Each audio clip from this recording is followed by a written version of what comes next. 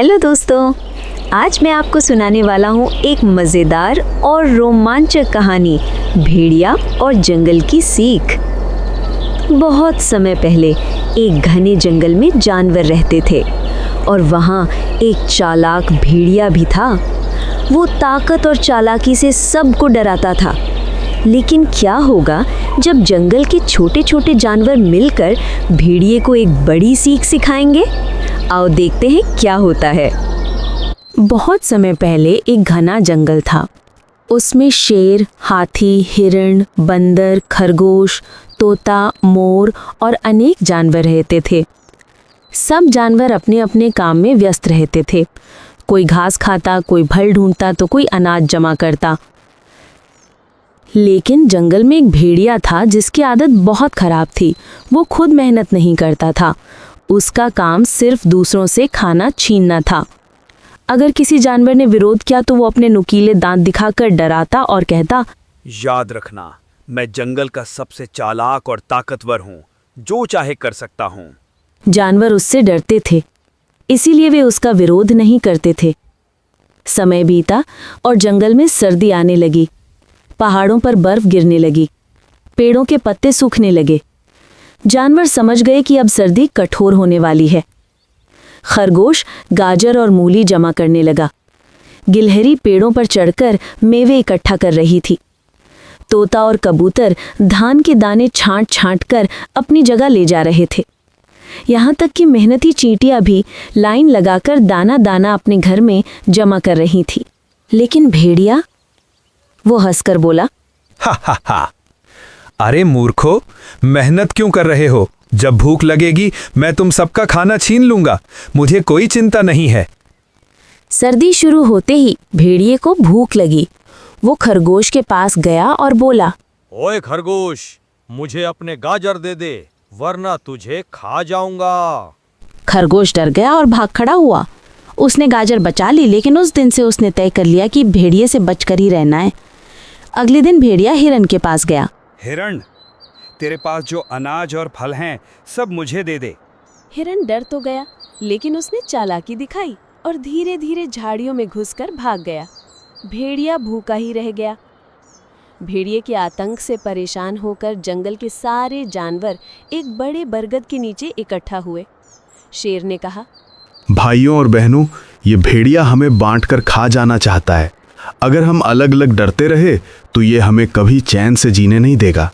बंदर बोला, लेकिन हम छोटे हैं, अकेले इसका मुकाबला कैसे करेंगे? तब बूढ़ा उल्लू बोला, एकता में बहुत ताकत होती है।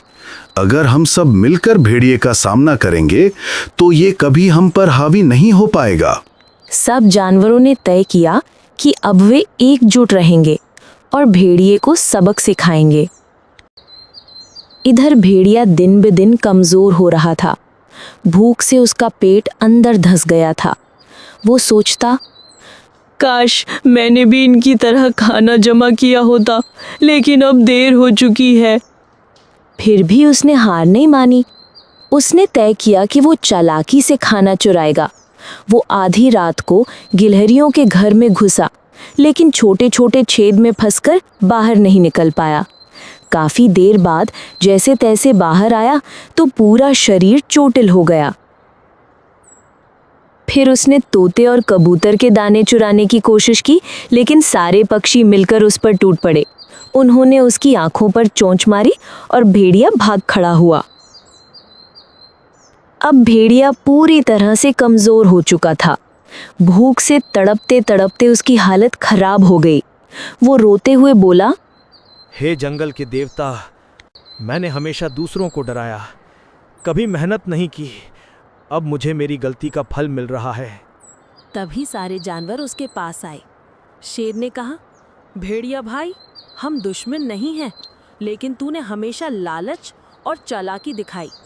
जंगल में जीने का नियम है मेहनत और मिलजुल कर रहना। खरगोश बोला, अगर तू भी हमारे साथ मेहनत करता तो आज तुझे भूख नहीं सताती। भेड़िए की आंखों से आंसू निकल पड़े। उसने सबके सामने हाथ जोड़कर माफी मांगी और कहा, अब से मैं मेहनत करूंगा और किसी से खाना नहीं छीनूंगा। अगले साल जब फिर से सर्दी आई तो भेड़िया भी बाकी जानवरों के साथ मिलकर खाना जमा करने लगा। वो गिलहरी की मदद करता, तोता के दाने इकट्ठा करता, यहाँ तक कि खरगोश के साथ खेतों में जाकर मूली भी खोदता। धीरे धीरे सब जानवरों का डर खत्म हो गया और वे भेड़िए को अपना साथी मानने लगे। अब भेड़िया पहले जैसा चालाक और लालची नहीं रहा, वो मेहनती और ईमानदार बन गया।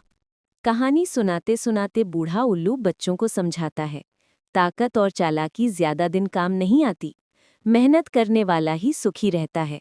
और सबसे जरूरी, अगर सब जानवर या इंसान मिलकर रहें तो कोई भी मुश्किल उन्हें हरा नहीं सकती।